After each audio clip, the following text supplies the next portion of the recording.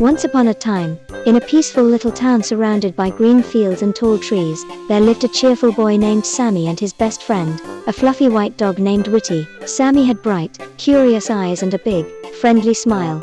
Witty had the softest fur, floppy ears, and a tail that wagged with excitement every time he saw Sammy. Every morning, Sammy would wake up to find Witty waiting at the foot of his bed, ready for a new adventure. They were the best of friends, always exploring, playing, and sharing their days together. One sunny morning, Sammy woke up to the sound of birds singing outside his window. He stretched, yawned, and looked down to see Witty's tail wagging so fast it made Sammy laugh. "Good morning, Witty," Sammy said, reaching down to give his friend a gentle pat. "What shall we do today?" Witty barked softly and licked Sammy's hand. Sammy thought for a moment, then jumped out of bed with excitement. "I know. Let's go on a nature adventure.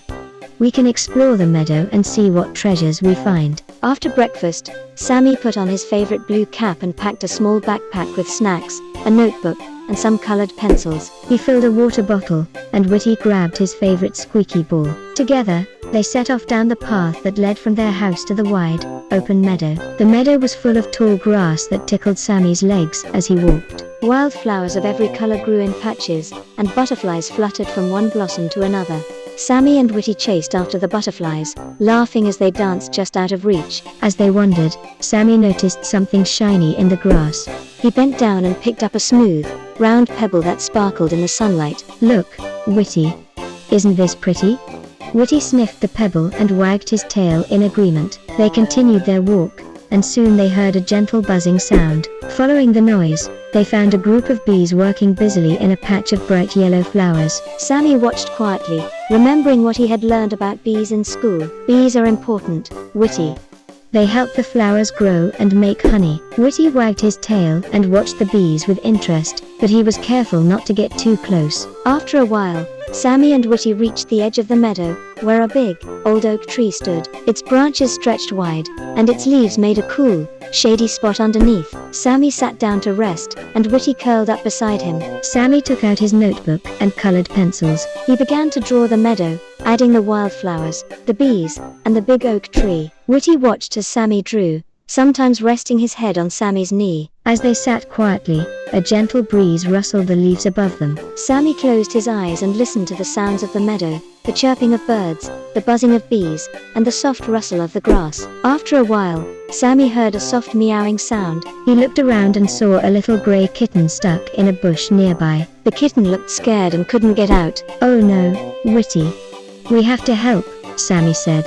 Sammy carefully crawled over to the bush and gently lifted the kitten out. The kitten purred and rubbed its head against Sammy's hand. Witty sniffed the kitten and gave it a friendly lick. Sammy looked at the kitten's collar and saw a tag that said Misty. Sammy remembered seeing a gray cat named Misty who lived in a house near the meadow. "Let's take Misty home, Witty," Sammy said. Carrying the kitten gently, Sammy and Witty walked along the path until they reached Misty's house. When they knocked on the door, Misty's owner, Mrs. Green, opened it and gasped with happiness. "Oh, thank you, Sammy.